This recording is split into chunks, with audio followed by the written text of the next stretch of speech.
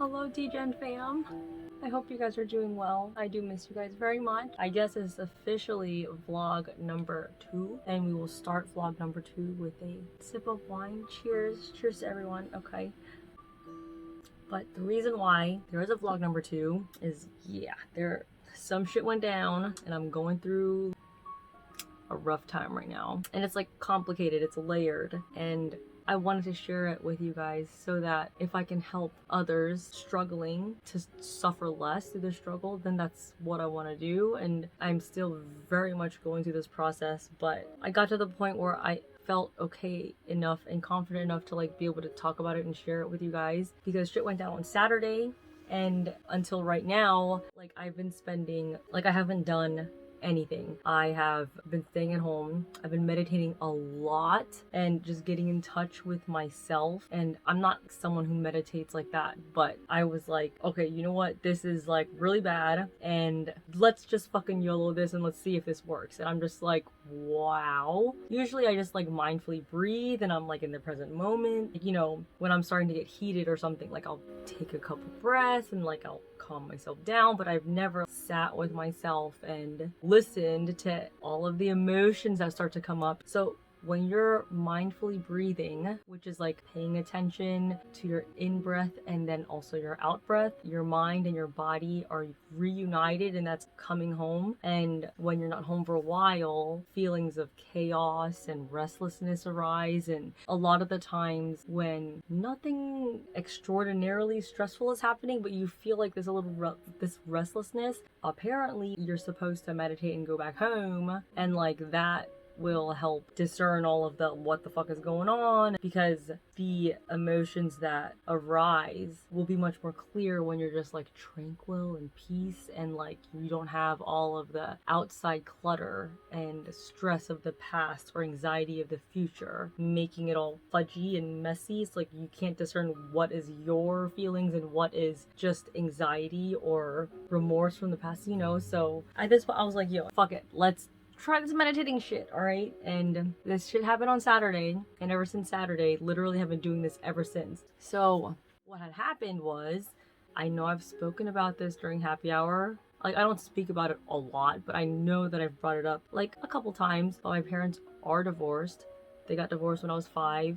And my biological father's mom on Saturday was found conscious, but laying on the bathroom floor in her house, not able to move and not able to talk. And I do have unresolved daddy issues, all right, that I haven't ever really made time to deal with. But it was also like, it's an inconvenience because I know that I have daddy issues and self-awareness is key. So like if it's fucking up with my schedule and I'm soaring, I'm thriving and surviving, whatever, like if it's fucking with my schedule, I'm not gonna fucking take the time to like go through it. I will eventually, I will, but like not right now. But what has arisen from that is by actively avoiding my biological father, I inadvertently neglected the entire side of my Chinese family. And I've always known that like, okay, when I do come to terms with, you know, going through the emotional trauma experiences of my past, I definitely want to reconcile my relationship with them because I miss them. I never had any qualms with them. It was all just anger towards my biological father. All right, that's like in a nutshell. I tidied up my room so hardcore. There's like fucking candles everywhere. The lighting is even different, and I'm even doing this like on this side instead of like where my computer is. I really needed a tranquil environment so that my mind could also be at peace, so that like if I was going to give this meditating thing a shot, because I was like, I fucking don't even know what to do. Are you fucking kidding me? What the fuck? Like, it fucked with me so hard, because it's like, do I feel regret because I didn't man up enough, or was I not ready? Was I simply not ready? But it was like, are you ever going to be ready to deal with the pain and go through the trauma? So was I putting it off because that was easier and it was a more acceptable answer? Was I really like, I wasn't ready to deal with it and now I just don't have a choice, you know? So all this internal conflict, I still don't really know. However, this is what I do know, and I'm sharing this with you guys because I feel like this will resonate with anybody, even if y'all don't have daddy issues, okay? Oh my god, when I went through this, I was just like, alright, so this is literally the process that I'm still going through. So I am reading this book called The Art of Communicating, and I'm just gonna read like this one excerpt. It's gonna be really short, but it really did remind me of this one game that I played with y'all, and I was crying on stream and I was like, oh my god, this is making me feel some type of way. And yeah, so let me read this first. I'll show you all the game and then I will, you know, do a mini TED Talk. This section is called Listening to Your Inner Child. Every one of us has a wounded child within who needs our care and love, but we run away from our inner child because we're afraid of the suffering. In addition to listening to others with compassion, we must also listen to the wounded child inside us. That child needs our attention. Take time to go back and tenderly embrace the wounded child within you. You can talk to the child with the language of love. Dear one, in the past, I left you alone. I've gone away from you for so long. I'm sorry. Now I have come back to take care of you, to embrace you. I know you suffer so much, and I have neglected you. But now I've learned the way to take care of you. I am here now. If you have to, you can cry with that child. Whenever we sit, we can spend time sitting and breathing with that child. Breathing in, I go back to my wounded child. Breathing out, I take good care of my wounded child. That mantra that you say when you're breathing in and out is like a way to keep focus on the breath and the present moment as opposed to just sitting there peacefully, because like you want to connect and communicate with yourself, you know, like that's what meditating is for. So that's what that quote was for. Anyways, we should talk to our child several times a day for healing to take place. The little child has been left alone for a long time, so we need to begin this practice right away. Go back to your inner child every day and listen for 5 or 10 minutes, and healing will take place. Our wounded child is not only us. He or she may represent several generations of ancestors. Our parents and ancestors may have suffered all their lives without knowing how to look after their wounded child in themselves, so they transmitted that child to us. So when we're embracing the wounded child inside us, we're embracing all the wounded children of past generations. This practice doesn't just benefit us, it liberates numberless generations of ancestors and descendants. This practice can break the cycle. So a deeper understanding of this little excerpt right here, this book starts off with saying how nothing can survive without food. Everything we consume acts either to heal us or to poison us. When we say something that nourishes and uplifts the people around us, we are feeding love and compassion. When we speak and act in a way that causes tension and anger, we are nourishing violence and suffering. And it's always like, I knew why self-deprecating speech was no bueno. It was just never articulated to me in this way. And I'm just like, oh my gosh, true, hello. And so the whole like nourishing and embracing your wounded inner child instead of like being angry at it is kind of like what this is getting at. And also, even if you don't know that you are nourishing it with anger and resentment and poison and whatever, because you don't know that that inner child exists, it's still being nourished and it's still fueling your suffering, the suffering that you're experiencing. All right, so this game, I totally 1000% misread it when I was playing with it. When I was playing it, all I know is that like it was making me feel some type of fucking way, and it like really moved me in a way that I couldn't understand. And now I fucking understand, okay? So watch that and then, you know, I'll get my input, okay? Get knife? Oh my gosh. It's okay. You're right. It is okay. It is okay. I have to do this. Oh my gosh.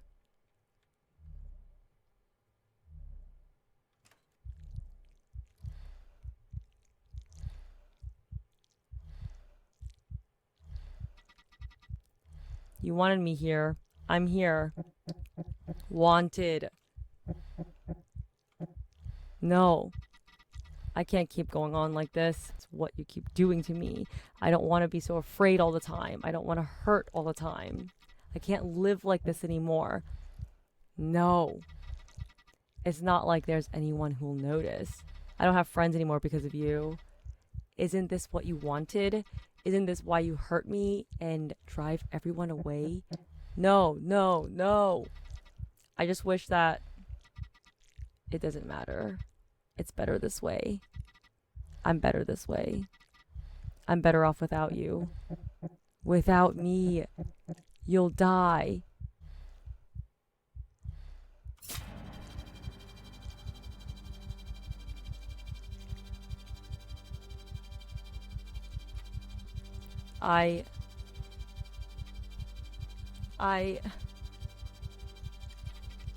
What am I doing? I don't want to die. Oh my god. I don't want to die. I don't want to die. I don't want to die. I don't want to die. Oh my god, she's crying. You're not gonna die, baby girl. Are you here? I can't read. Okay, I guess we just have to go home. Damn. I still have all this to clean up, huh? I forgot about that. I'll do it later. And there's blood. And there's no lock on it though. It must be hungry. It's been a week.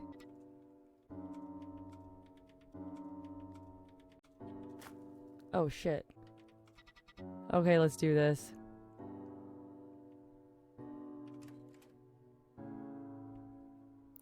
Oh my god, oh my god.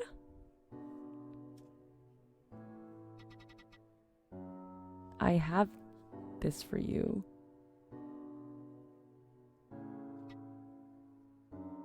I don't want to kill you. I know you don't mean to hurt me, but you do. And I've dealt with this. Oh my god, you guys, it's making me feel some type of way. Oh my god. And I've dealt with this for so long, and the meds only help so much, and it sucks. Oh my god. I'm still gonna hate you a lot of the time. Maybe all the time. But I don't want to die. We're gonna figure out a way where this works. Because that's the alternative.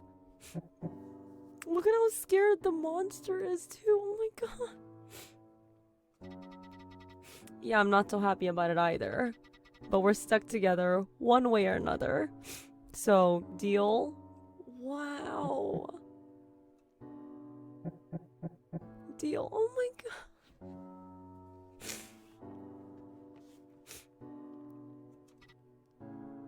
Alright.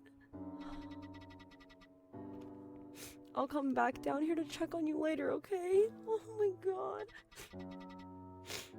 I have a lot of stuff to clean up upstairs.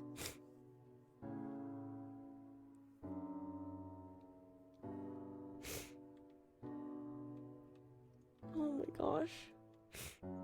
Yo.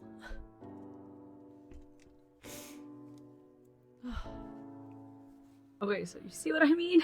I thought that was the past internalized like toxicity or whatever, like the insecurities, and yeah, you need to fucking kill it, get rid of it. And I know that the description was saying that yes, it was chronic pain, but even if this isn't how the developer intended this game to speak to others, all I know is that when I was going through this whole meditating emotional trauma therapy shit, I remembered this game, and it's because that is your inner wounded inner child, whatever the fuck it is. We each have an inner child that is wounded, and it's a part of us.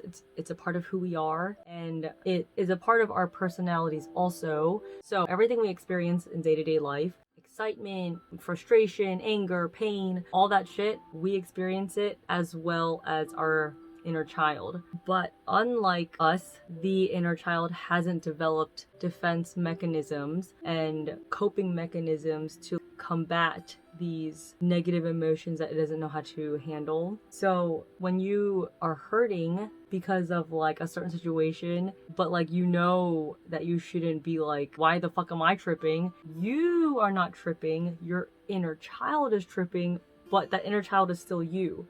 and it will always be a part of you. It's like, once I kind of understood that and understood how nourishing with loving and compassionate speech or whatever will create more of that. And I realized, like, me being so angry at my father and confused and bitter and resentful was nourishing the same kind of monster that little, like, monster guy in the basement became, because it wasn't like a little yellow human being in the basement. It was a fucking, I don't know, a blue girl tentacle motherfucker, you know, like banging the entire fucking house. And it's because that inner child is always in your house. And I definitely do not want that part of me to die, because, like, it's made me who I am today. That's the only reason why I feel like I can be as compassionate and empathetic and also, like, calloused but impenetrable in a soft way. Because, like,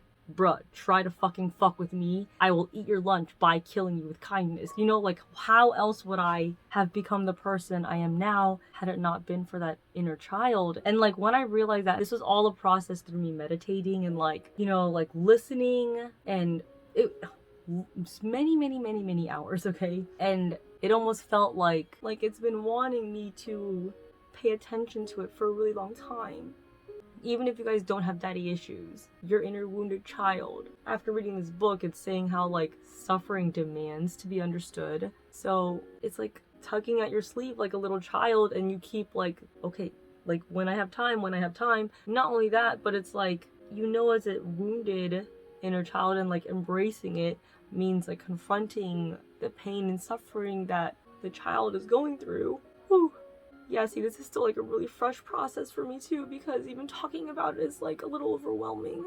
But I know that it's helped me a lot in dealing with this whole situation and understanding, you know, my triggers, and it's healing in so many different ways besides just dealing with my grandmother being in the hospital and, like, the whole, yo, it's fucking with me and I don't even know how.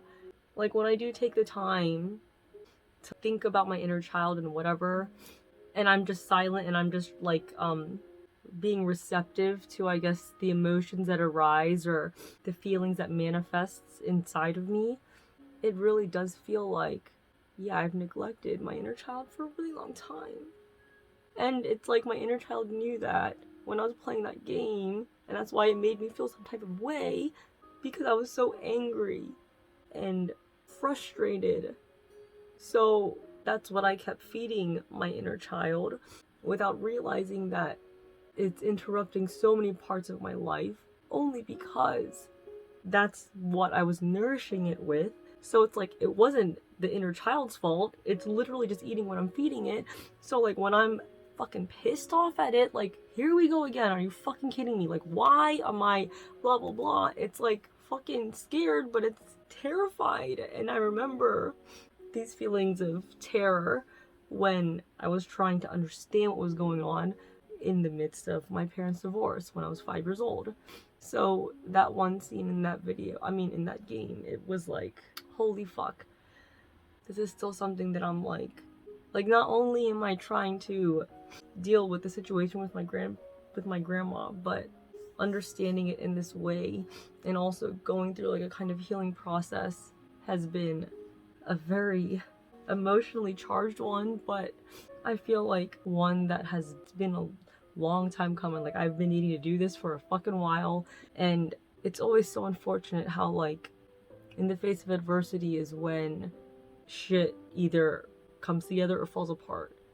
And I chose not to fall apart, because ideally, doing this emotional trauma therapy shit, I would have done that at another time in its own little instance, and then dealing with my grandmother's situation would be, like, another thing.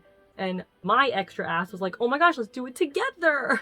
Okay, not really, but it was like, to be able to really process and comprehend what the fuck is going on right now, I need to at least start to deal with what the fuck happened way back then, or else, if worse comes to worse and my grandmother does not pull through, the way that it would fuck with me would be infinitely worse than this process that I'm going through right now.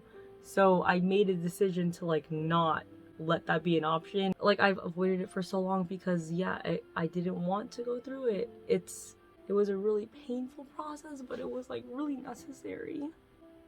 And I hope that this finds those of you who are suffering and offers you a little bit of solace, and like it offers you a feeling of it's gonna be okay because there's a way out, and the way out is in. That is not what she said, okay? Stop it, you guys, stop it. But it's like going through it is the way out. When you even think about trying to go through it, if you choose to embrace it, it's overwhelming and you feel like you're gonna drown, and it's not. That's not what's gonna happen. So like another thing is that I was always like, yeah, I need to go through this emotional trauma therapy because I need to fix this fucking shit. Like, this is not okay. Because sometimes it will inconvenience me to a point where like I'm so angry, not only at myself for having these insecurities come up and like interrupt a process in my life, but I'm even more furious at my biological father for having left because he's the one who created this in me. Like, what the fuck? And so I'm just more angry and angry and angry, and it's like the point isn't to try to extract that inner child. It's a part of who I am. Without that experience, I would not be the gin and soda that y'all know.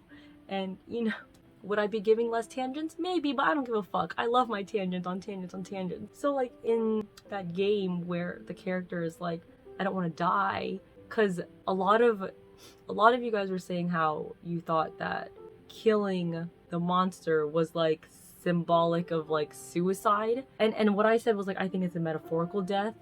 I do still think it's a metaphorical death, but I think it's a different kind of metaphorical death than I had understood it before, because now it's like I don't want to kill that person or that part of my person that made me my person.